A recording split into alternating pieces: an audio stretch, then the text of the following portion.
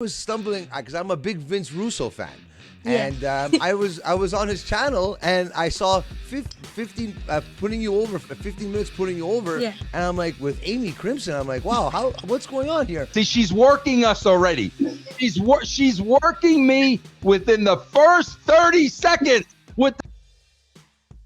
And I know the story behind it, but you want to relate to our fans how the story came up and how you were on Vince Russo's channel? So I basically thought I would shoot the shot. I'm a 23-year-old kid. So I was coming across Twitter and I noticed that Vince Russo does podcasts. So at the moment, because Canada was in lockdown, I was like, you know what? I'm going to shoot my shot. I'm just going to message him, see if he responds. There's a chance he'll respond. There's a chance he'll just see this message and be like, who is this kid? Like, who is this? She's not, whatever. Well, that's what he said, right? And the one thing and the one thing that stuck out to me was that when you said, I don't think I'm big enough to be on your show. And knowing Vince Russo, not personally, but as a fan and a fan of his channel and what he does, that really struck with him.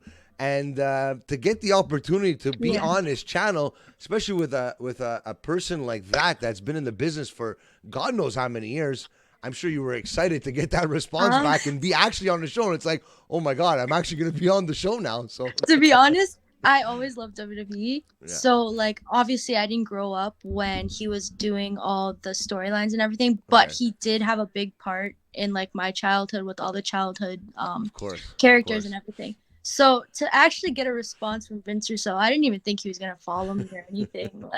I didn't know he actually followed me. So for him to follow me was, okay, cool. He knows who I am. And then to respond was actually amazing because I didn't think he was going to respond. I thought, you know what, I'm going to shoot my shot. Yeah. Give it a chance. There's a chance he'll respond. There's a chance not. He actually did, and it was so cool. And then he had to basically, when I went onto the camera to start doing the podcast, you could tell I was already getting over because I guess he thought I was a sweet innocent girl from Canada, and he was like, yeah, I gotta stop this before you get over, before I even start the podcast, because this is not fair.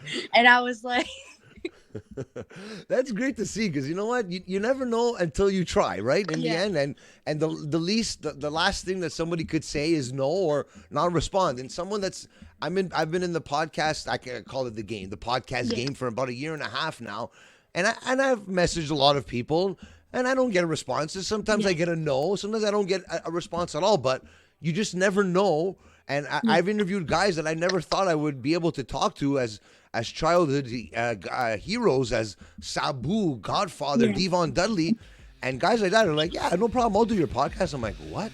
I'm like, wow, this is incredible. So to be on Vince Russo's channel, and we are big fans of him, very happy to see that.